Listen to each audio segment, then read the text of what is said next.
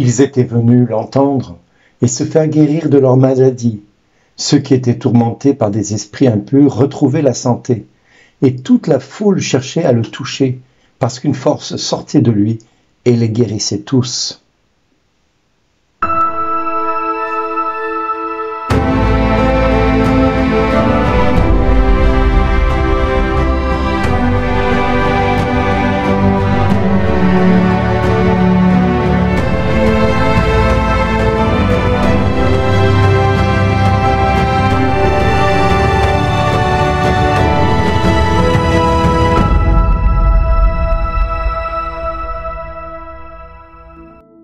Aujourd'hui, le message vous est adressé par Bernard Dille.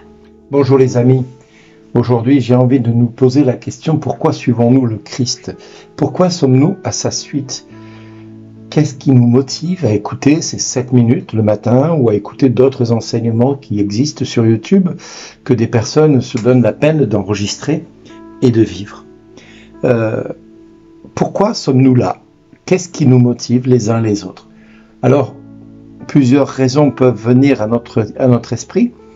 Une d'elles n'est pas la moindre, mais qui est celle que tous ceux qui étaient du temps de Jésus venaient là-bas pour écouter Jésus. Ils venaient l'entendre. Ils venaient là-bas se faire guérir de leur maladie. Et ceux qui étaient tourmentés par des esprits impurs, eh bien, venaient à retrouver la santé. En fin de compte, tout le monde cherchait à le toucher parce qu'une force sortait de lui et les guérissait tous. Pas moi qui le dis, c'est l'Évangile qui nous annonce cela, et c'est l'Évangile de Luc qui nous dit ceci. Et Jésus va transmettre ce pouvoir qu'il a à ses 12 apôtres. À ses 12 apôtres. Il va les choisir après une longue nuit de prière, et il va ensuite les appeler à le suivre et à faire la même chose que lui.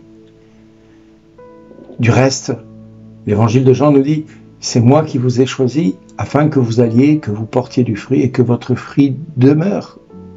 Jean 15, 16. Si Jésus nous a choisis pour que notre fruit porte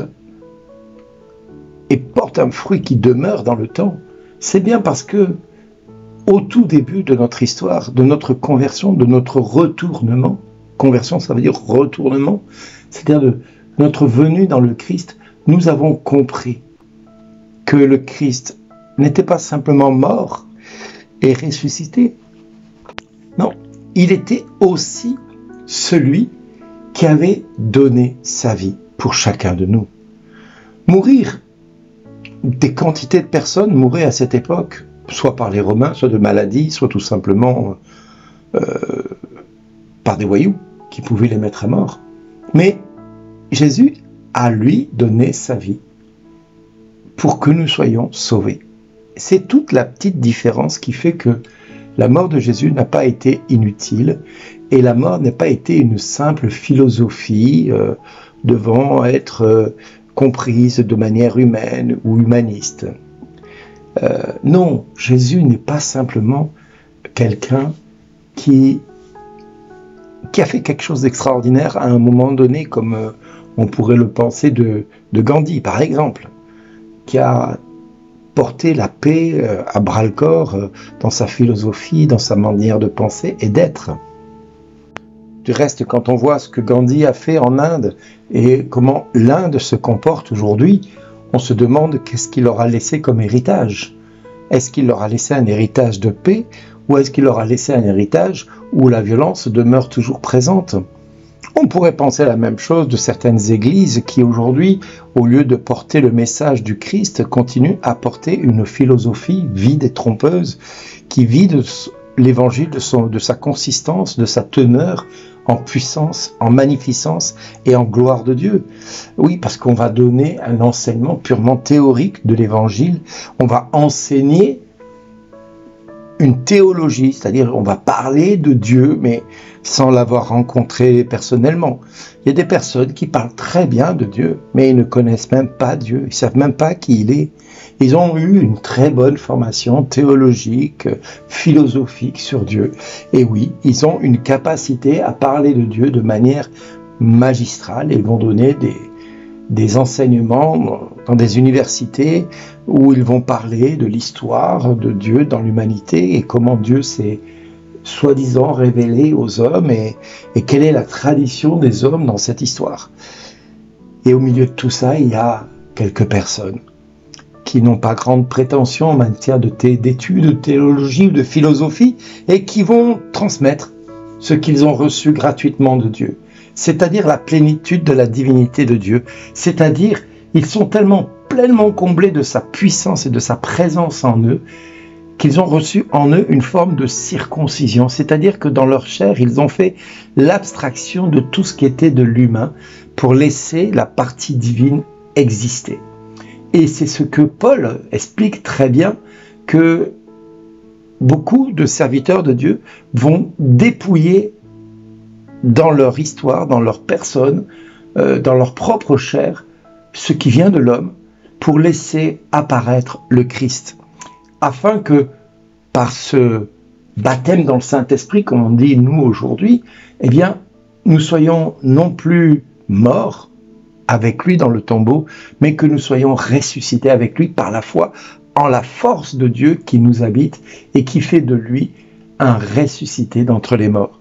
Et c'est pour cela que je fais bien la distinction entre ceux qui parlent de Dieu et ceux qui laissent parler Dieu.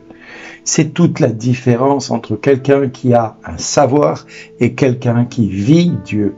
Oui, Dieu nous a donné la vie dans le Christ. Lui, il nous a manifesté sa miséricorde en nous pardonnant toutes nos fautes et il a effacé la dette que nous avions sur nos épaules pour laisser apparaître sur nous le poids de la croix, c'est-à-dire le poids du salut, et nous avons été dépouillés avec lui des puissances de l'univers, des puissances humaines, et nous voyons là ici une puissance humaine tout à fait contraire aux évangiles, par exemple la franc-maçonnerie, qui est une puissance humaine qui veille à singer un petit peu ce que l'Église fait pour essayer de faire croire que Dieu est présent dans ce lieu, alors que Dieu n'est pas présent dans ce lieu.